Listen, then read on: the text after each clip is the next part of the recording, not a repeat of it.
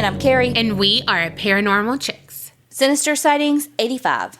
We don't have an intro, so look, it is Thanksgiving week. Y'all are basting the turkey, cutting into some ham, doing all the things to avoid your family maybe. So let's just get right in. Unless you're not in the United States and you've already had Thanksgiving. Or you don't have Thanksgiving at all. And either way, you're still trying to avoid your family. So cheers. Cheers to that. I understand you and I see you. Okay. Hey girls, hey. My name is Michelle. I found as I sit here at work, almost caught up on the podcast, I keep hearing y'all say, tell us your stories, send them in. So here goes. Somebody actually listened to us. I've always felt like I have a little more insight than the normal person. I grew up in Michigan. That's where I met Katie. I was in 5th grade. She was in 6th. We were inseparable, doing all the things that besties do. Getting caught smoking, sneaking out, meeting up, and getting into trouble. All the things. Y'all remind me of she and I so much. Fast forward 2 years after high school. We were each busy with life and working and everything that includes. Not as close as we once were, but we pick up right where we left off when we'd get together. I made plans and moved to Tennessee. We talked every now and then and maybe Facebook message or a text. Life is busy. 3 years ago, Katie's sister called me to tell me that Katie had a massive heart attack and had passed. She was 39. Oh, gosh. I was lost, heartbroken, and guilt-ridden. And 650 miles away, it honestly rocked my world.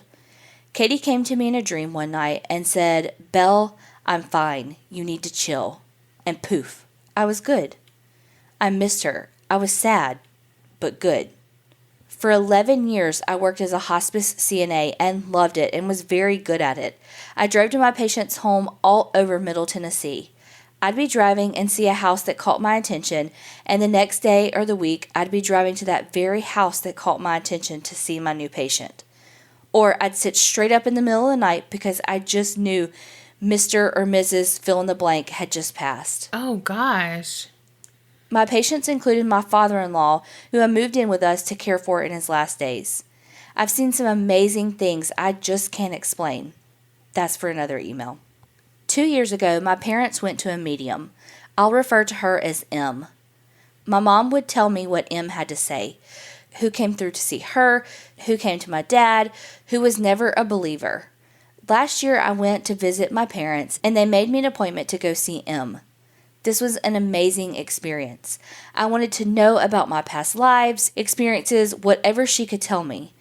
She confirmed many theories I had. I noticed she was distracted, giggling a little. She finally said, I'm sorry, do you know a Catherine? I'm stumped. Who is Catherine? She said, okay, sorry. I'll tell her Katie, not Catherine. I burst into tears and said, yes, I've been waiting for her. M proceeded to tell me that Katie had been there the whole time, being nosy and just listening. Now she's throwing popcorn at me and trying to get me to laugh to dry up my tears. M said she was finishing my sentences, making fun of me and laughing at me, telling M our secrets, just like nothing had changed. M said she could feel a bond more like sisters, but got into trouble like Thelma and Louise. She always goes on road trips with me just like we used to. I asked about my father-in-law, who was happy to see me, and he was so grateful for me and the care I gave him. I got to speak with my grandparents, who I found out send me red birds, and one patient in particular who had broken through the wall around my heart. I cared for this man for 2 years, 5 days a week. He had ALS. I started seeing him in the home he built with his 2 hands and then in a facility. He thanked me and assured me he's okay now and went on his way. I also asked M about my pets. She told me I had a large black lab and a small black and tan dog with me.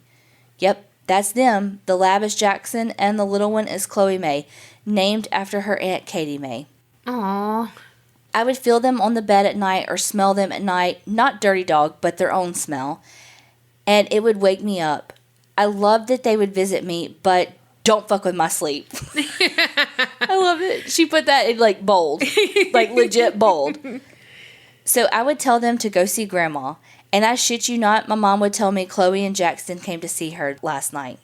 I would say, I know, I sent them. I just want everyone to know that your loved ones, family members, and friends are with you always. So talk to them and tell them you love them and miss them. Talk about the time you two got caught smoking in the bathroom and had to wash down the walls and ceiling. True story. Thank you both for everything you do, and thank you for making this podcast and Facebook group a safe place. More stories to come. Keep it real and don't get scared. Michelle from Tennessee. Oh my gosh. And is Katie as a ghost me? That's the fucking truth. As a person and as a ghost. If you die in 4 years, I'll kill you. You better not die. Right?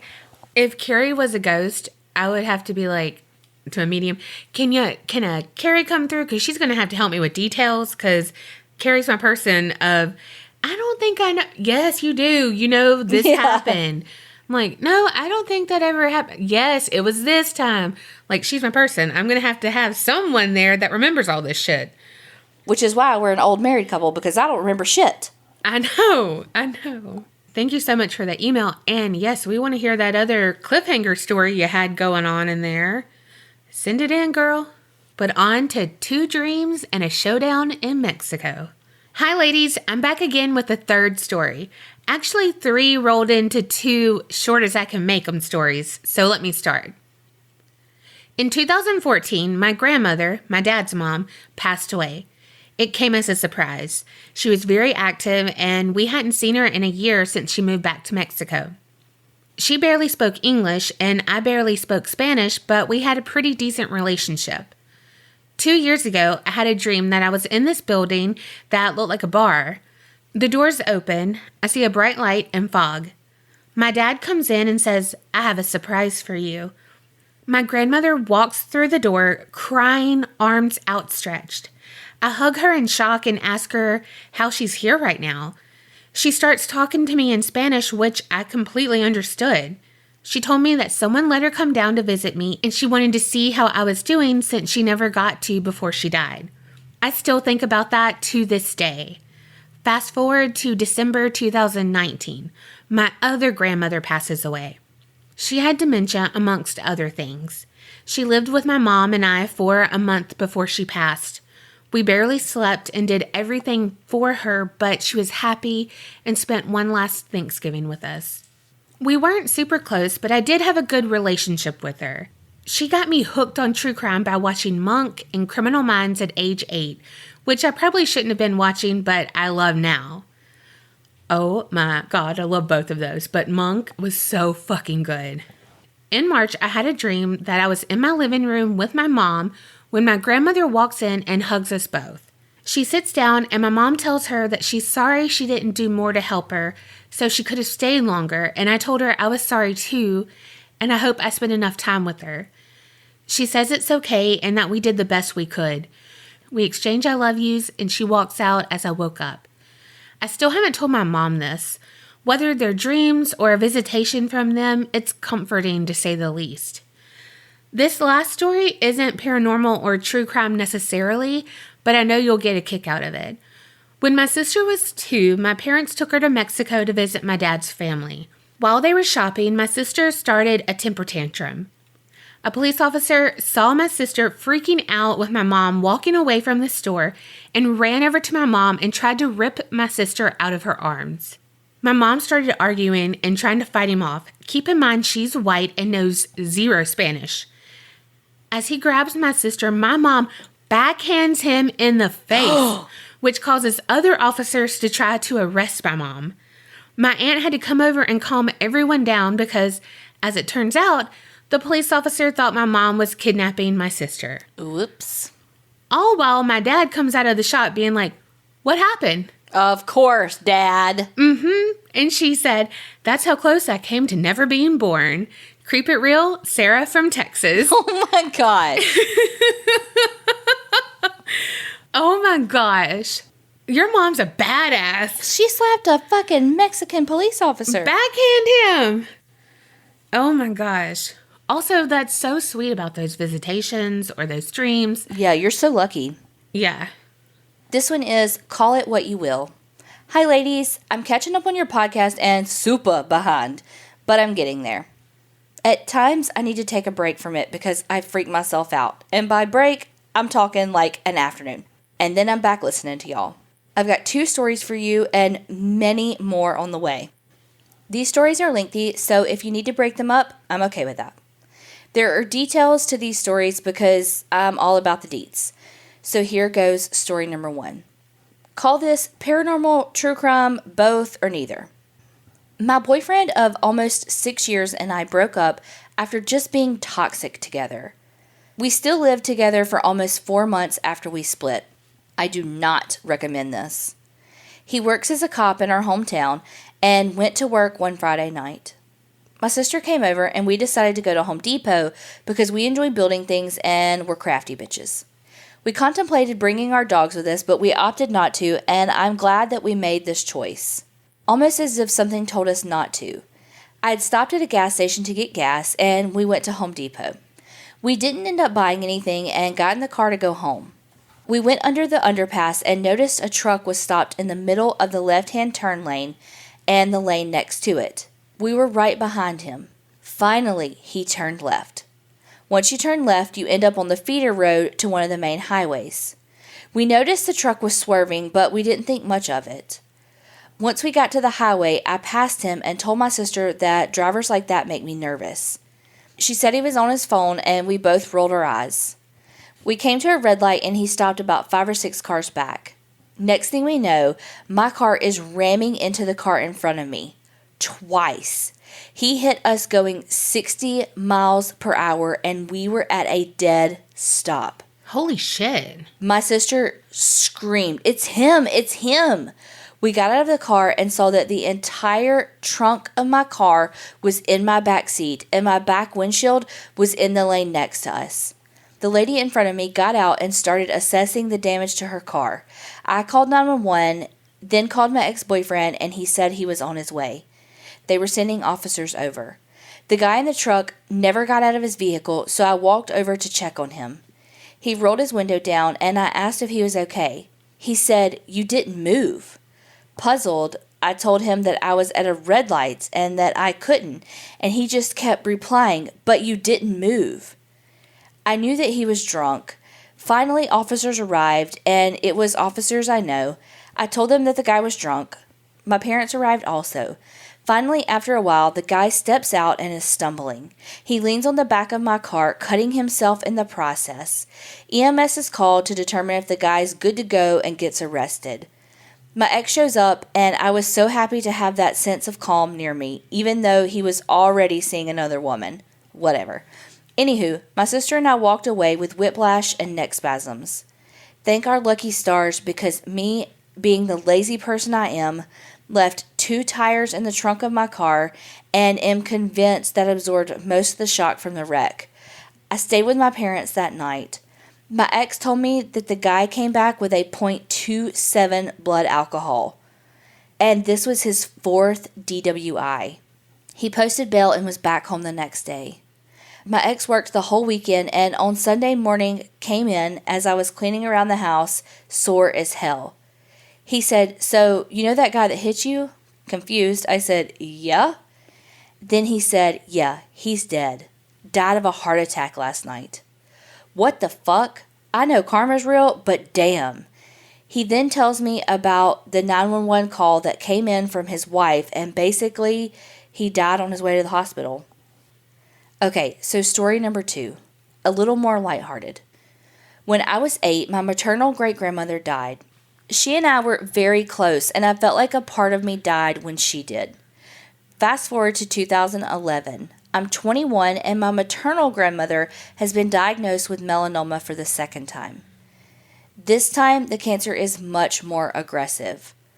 During her rounds of chemo and the numerous surgeries she's having, she was in pain, and it tore at all of us in the family. I remember one night in particular when she had returned from chemo and was sick and in pain. I sat on her bed and cried. I'm talking the ugliest of ugly crying, begging and pleading with God to help her. For some reason, my great-grandmother popped into my head, so I started talking to her. Little backstory, the apartment I lived in didn't have an overhead fan, so I had a standing fan next to my bed and aimed towards me going full speed because, well, Texas. I cried and told her I missed her and that I needed her to be with me and wasn't sure it was a thing she could do.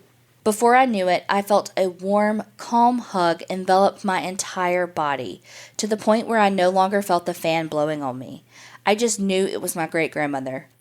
I stopped crying for a second and just relished in it. It felt like her hugs had. I fell asleep that night with her arms around me and woke up the next day feeling calm. I can't explain it, but I also don't want to. It's just a reminder that they can still come and visit when you need them the most. My grandmother has since passed away, and I feel her everywhere I go. My fiancé recently proposed to me and used the ring she wore and gave me before she died, and every time I look at it, I'm reminded of my grandmother. Oh my gosh. That wraps up my 2 stories. I know they're long. Sorry, not sorry. Also, wear sunscreen and visit dermatologists annually to get your skin checked. That's my PSA for the week. I've got more stories to send you, from dreams to a little girl haunting my old house to what my dogs can see that we don't. Creep it real, ladies. L. Okay, so crazy that we've had 2 stories about, grandparents and people being able to come visit you and protect you and love you, Mm-hmm. As someone who used to go to the tanning bed and all that all the time, and then when I went and worked in oncology, I was like, oh my God, wear sunscreen, wear sunscreen, wear sunscreen. Well, I go to see the dermatologist more than anyone should. Damn near weekly. Whew.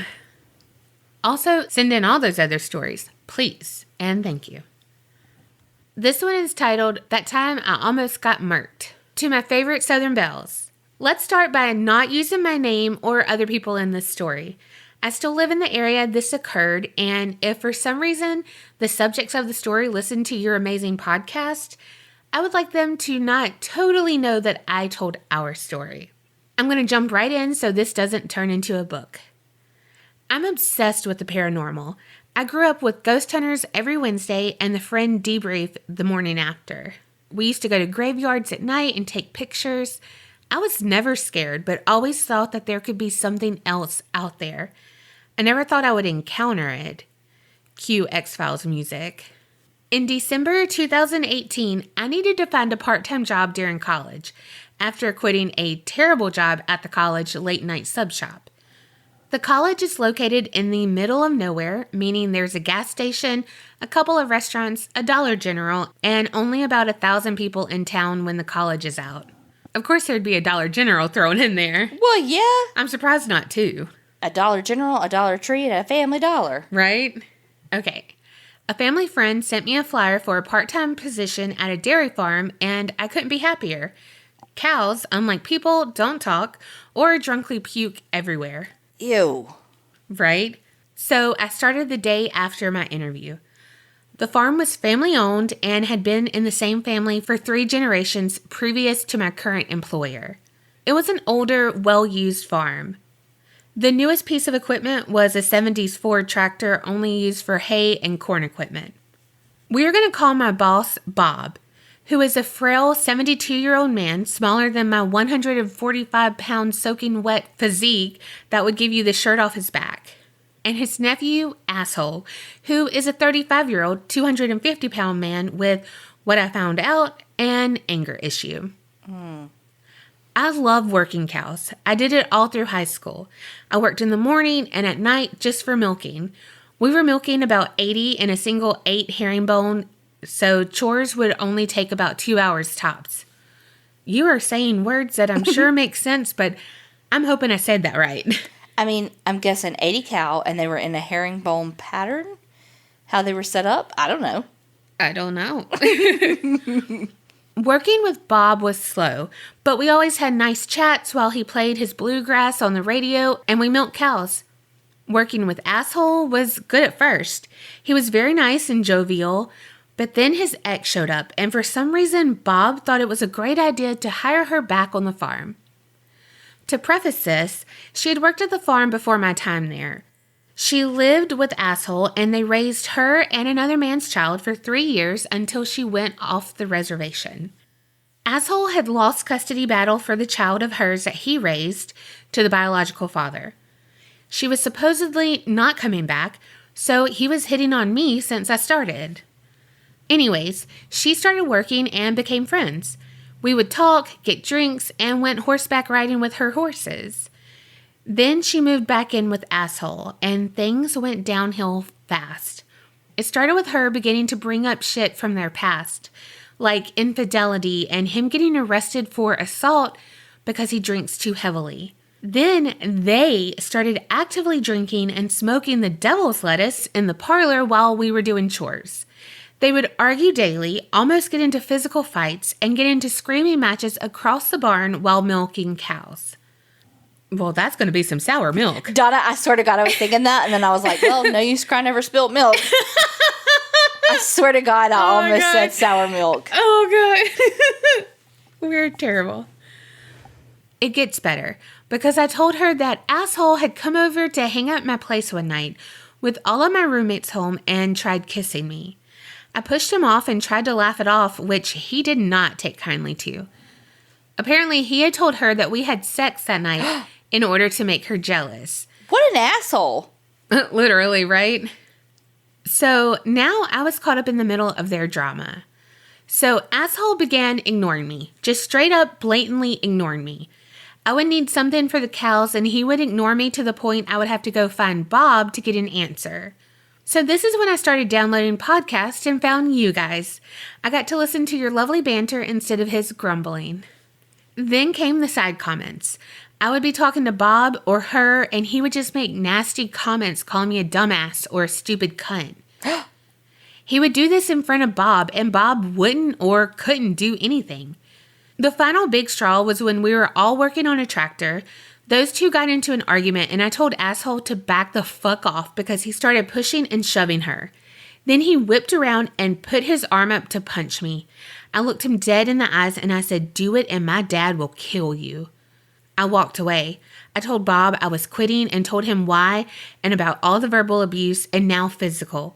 He shrugged and said that this wasn't the first time someone quit because of Asshole's issues. He asked if I could stay until they found someone else. That was June of 2019. Bob tried hard to make sure Asshole and I didn't work shifts together, but being July and hay season, it didn't work out. As I started to work alone more and more, I started noticing a man walking around the parlor just when the sunrise or sunset would come through the windows. At first, I thought it was Bob, and then as I started to see it more frequently, I realized it was just a black shadow darting around. I shrugged it off because there are enough weird animals that show up on a dairy farm in the middle of nowhere. Lord knows what's in the lights or anywhere else. One day, I got a call from her, bawling hysterically. Apparently, at 4:45 in the morning, on their way to work with me, they got in an argument and Asshole just pulled over and literally kicked her out of the car. I couldn't leave her on some random-ass back road on a Sunday, so I went and got her. Got some of her stuff from his house and dropped her off at her brother's house in town. When I got back to work, Asshole was on a rampage that I helped her. He threw a beer at me and yelled, "I'm going to kill you, you stupid cunt, and I know where you live." I told Bob I would work the next shift, but I wasn't coming back. The next morning, it was still dark out, and I had to go bring the cows in from pasture. I was the only one on the farm at this point. I walked to the back of the barn where the pasture gates were, and there under the single floodlight by the gate was a black figure leaning on the gate. My body froze, and I didn't know what to do. I had never been frozen in fear before. The body swayed, and I heard a gravely old man voice. "He's gonna get you if you don't leave." I turned around and as calmly as I could, walked to my truck, got in it, drove home, and loaded my shotgun and never went back. I was living alone at the time, and I just dreaded hearing a knock at my door, hoping it was an asshole coming to kill me. Back in June, I had put an application for a managerial position at an organic dairy farm with milking robots, which turned out to be the best job I've had in my 24 years of life. Through the small town's barstool grapevine and the county sheriff's website, I heard he's now in jail for assault. Imagine that. I download episodes from Spotify and listen to you ladies while feeding baby calves, mowing hay, and getting that good Western New York farmer's tan. Keep it real and listen to creepy ghost warnings. Whew. Oh my God. I wonder what would have happened if you'd stayed. Right? You'd probably be the one he was in jail for assaulting. Like, thank you, creepy old black figure thing. Ghost thing, question mark? Yeah. Oh my gosh. What a creepy, like, not the ghost, I mean the ghost, yes, but the, like, the asshole. What an asshole. And obviously their toxicity is not Bob's fault, but like, why the fuck did Bob hire her back? Right. And then I feel bad for Bob because he's old and Right. whatever, but it's like, why do you have asshole? Like, Clearly there's other people that would work for him. yeah. You know? This one is called Sinister Sightings Story, full of crime with a dash of spooky. Hello, y'all. I hope y'all are doing well with everything that's going on right now. Before I get into my stories, I wanted to give a disclaimer. I could not get the guts to tell any of my paranormal stories. I promised Donna I would, but honestly, they still chill me to the bone. After being held on a bed by something you cannot see sticks with you for a bit. But I have a few true crime stories I thought I could tell for now. My long-winded disclaimer is that these may be triggering. Children, abuse, and suicide are all mentioned. A few years back, after the father of my child broke it off, I moved into government housing, or Section 8. It was what I could afford with a baby and no job. Honestly, the apartment itself was not bad. The first day I moved in, I was greeted by a guy telling me good luck due to it being a high-traffic area. Things just went downhill from there. My lawyer for custody later on told me that I needed to get out due to all of her criminal clients being there. I mean, it wasn't like I was not trying. We had a few shootings in the apartment complex. My first one, I was feeding my son when all of a sudden I heard, "Get the fuck down!" After the second pop, I was in the bathroom with my son. My best friend watched the guy run in front of her apartment holding the gun. She went to yell at them to be quiet when she realized they had a gun. She promptly went back inside.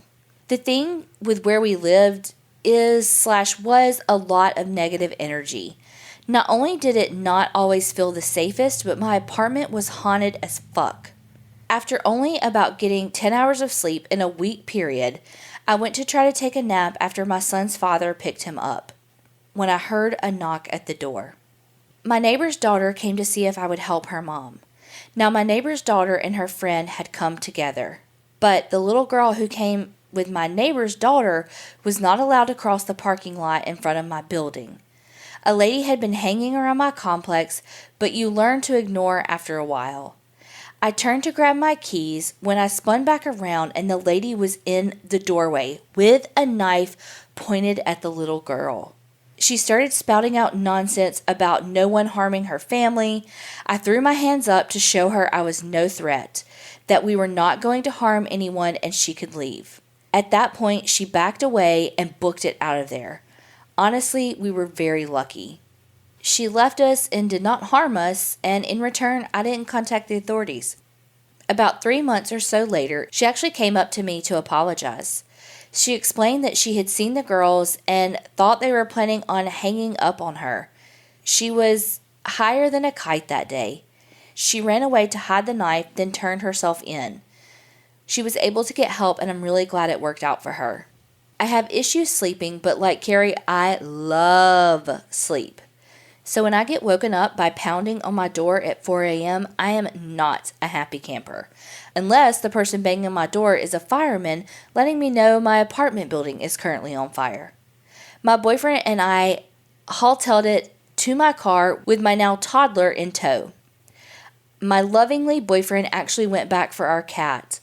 Apparently, our neighbor diagonally behind us decided putting firewood into his coat closet, then lighting it on fire was a grand idea. Previously that night, he was in the courtyard waving around a gun. To take it up a notch, he went into his ex's apartment to start a fire. From what I was told, she had broken up with him from jail. He was actually in her apartment. I'm only sure that I was not the happiest of humans after that incident. I am currently figuring out my supernatural side. I have a lot of it blocked off due to childhood trauma, but weird shit still happens to me. I either know things that I shouldn't know or things visit me. I was taking a nap one day. Side note, naps are life when you can take them. Amen, sister.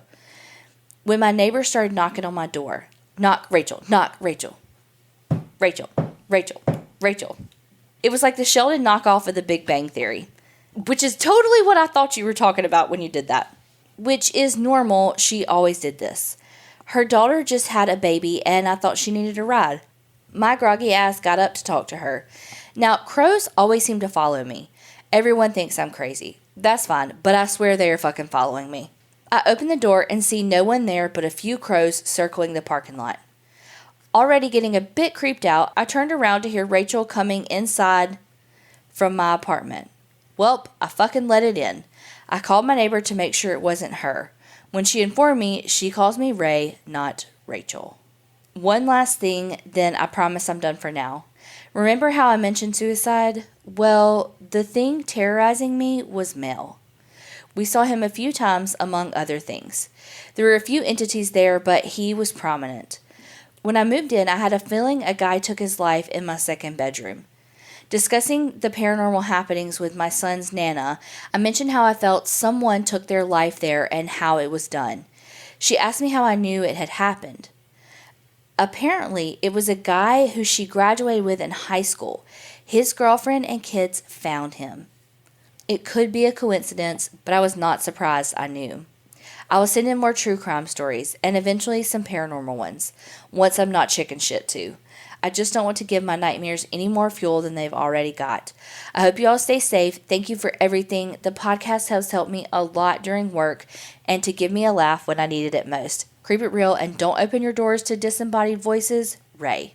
Those were paranormal enough. Right? Like when you said you talked to her and she was like, I call you Ray. Skirt. Right? Like, hold the phone. Oh, God. Also, I get nervous belly really easily, and I feel like I would constantly be in the bathroom. Your neighbor, like, legit went out to yell at them like an angry old man, and then was like, and I whoop, and turned right around when they saw the gun. Yes. And I would turn around and go straight to the bathroom because my nervous belly would act up. Whew. All right. Hey guys, I love your show. My sister showed me y'all 2 weeks ago, and I have binged every episode of Sinister Sightings since.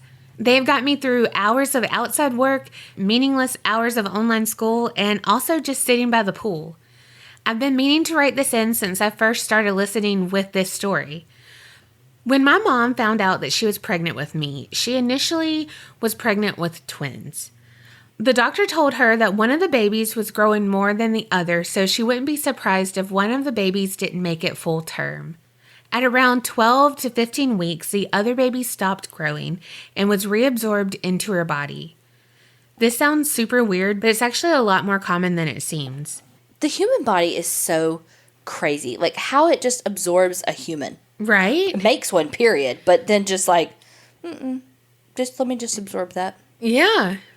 My parents never told anyone that they were pregnant with twins because my mom was a nurse and knew one of them most likely wasn't going to make it.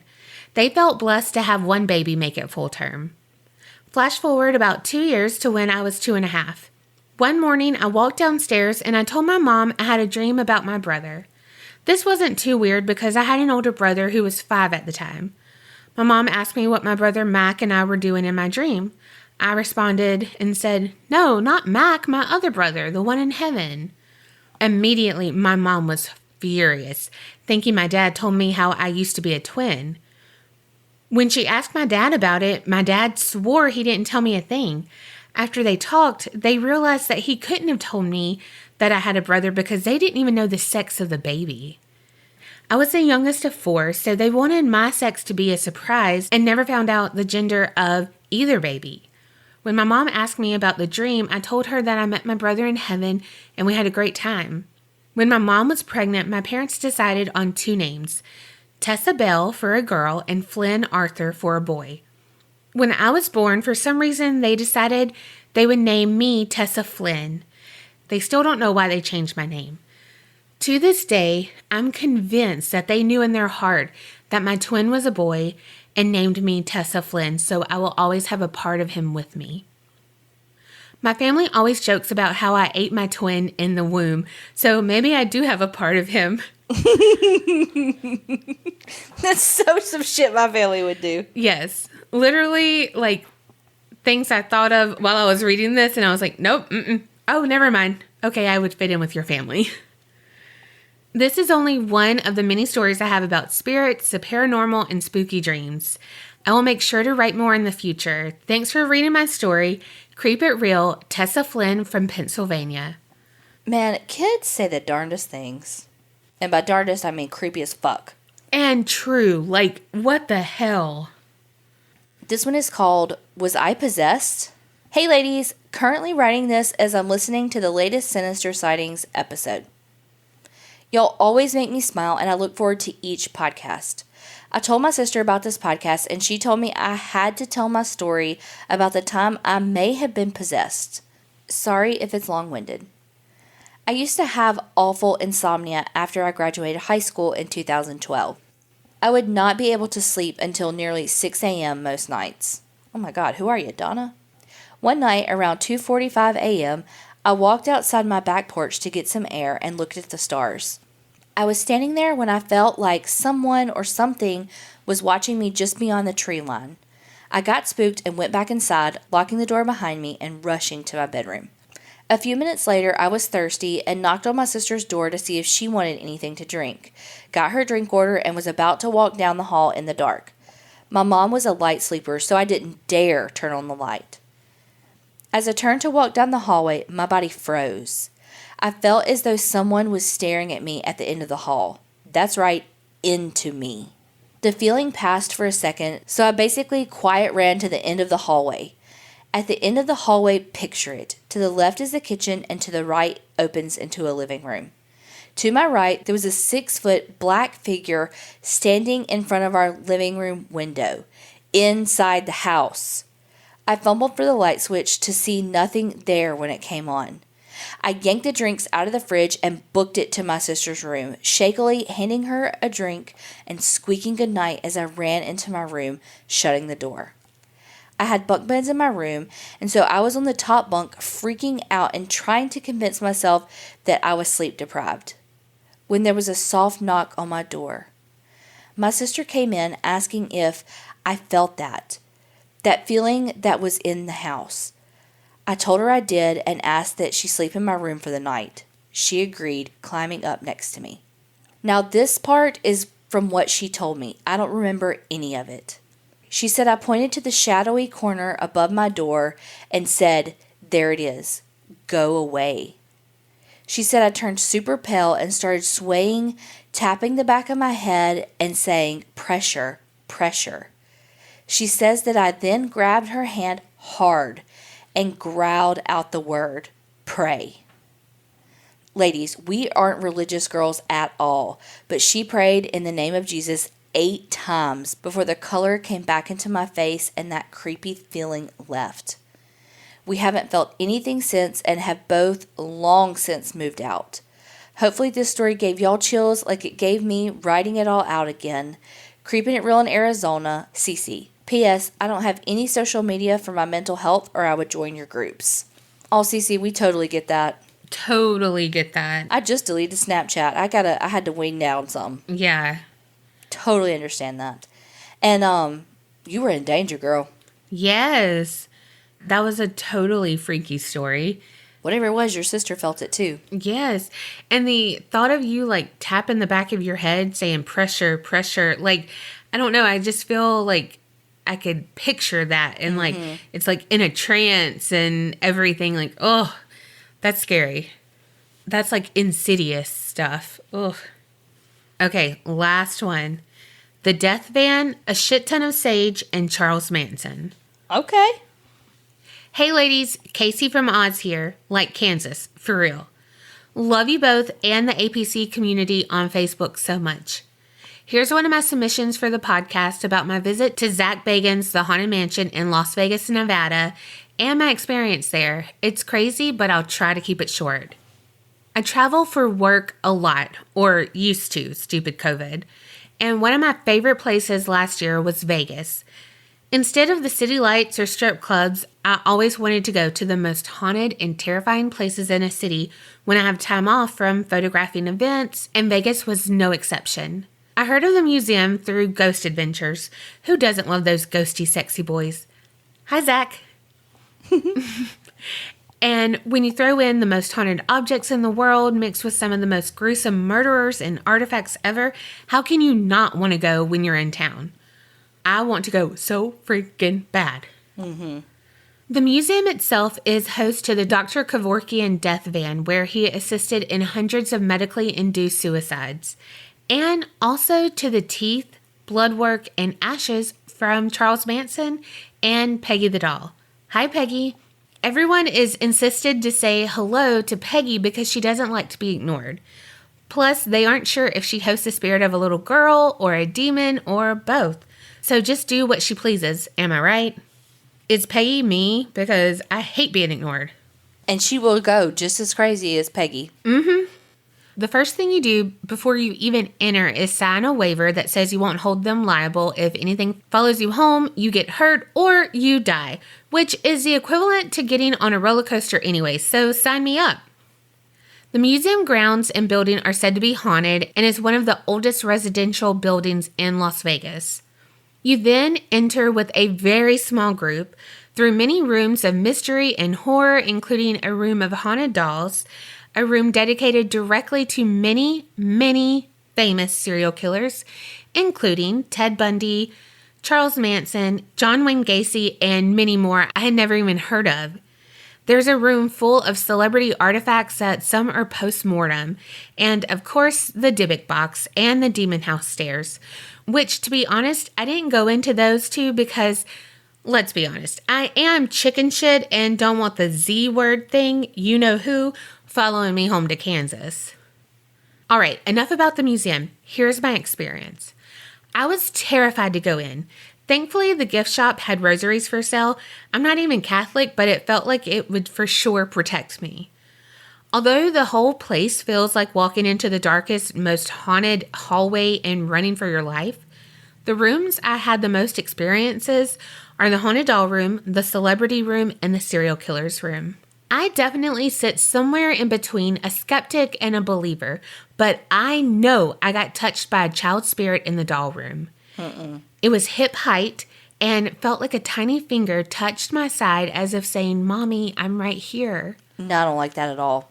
There was no one behind me or even by me, and that made me jumpy throughout the whole tour.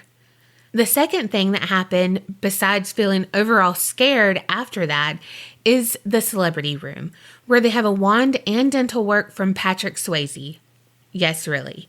And that when I went to the back of the room to explore, I started crying unexpectedly over the wedding gown of Sharon Tate. At this time, I had no clue who she was or her story, but my stomach lurched, and I just started bawling as soon as I walked over to it. After this whole experience, I looked her up and it made perfect sense why I was just gut-wrenchingly sad. Bless it. And lastly, the biggest thing that happened after the tour was over, I had left and finally gotten back home, is that I had dreams about the museum for months. Every single night, vivid dreams about all of the inhabitants, all of the spirits, all of the hallways, even the smells of some of the rooms. I definitely take for granted and thank the gods that I never had bad ones, but they were the most surreal dreams I have ever had. No exaggeration, I could tell you every single turn in that place, all of the stairs, all of the artifacts. I think this would be the most close to lucid dreaming I could get. It startled me so much I sought out a very gifted friend of mine to interpret why I was obsessively dreaming about it and to make sure it wasn't something evil. And she said this: "You have a bright light, and when you walk into a place that is overrun with so many spirits, entities, trauma, events, and death, those things will be attracted to you. What happened is like walking into a campfire. Although you didn't get burned, the smoke still lingers on and around you for hours and sometimes days afterwards. No bad or evil spirits attached to you. The energy from that place just left its mark and lingered." I will never forget my first experience at the museum. Heck, I've been 4 times since then, all by myself. If you girls get a chance to go spooking sometime, this is a place for you both. Creep it real and don't get scared, ladies. Much love, Casey from Kansas. Holy crap, I want to go so freaking bad. Oh, Thank you for sharing your experience and stuff. And what your friend said makes perfect sense. Yeah, you had Donna with that one. She was all up in that. You know she wants to go so bad. I do. I don't want to bring anything home, so I'm scared. But I guess you just got to do what you got to do to protect yourself and then go, you know? Mm-hmm. Well, I will go with you, though. Thank you. Thank y'all so much for sending in all of these stories. They were so freaking good. And how interesting that one mentioned Thanksgiving, and a lot of them had to do with family, which is, I mean, look, we're coming in on this time of the year that's so hard by itself, and then you throw COVID on top of it because it's just fucking ridiculous. So y'all just be as safe as you can be, and remember, creep it real and don't get scared.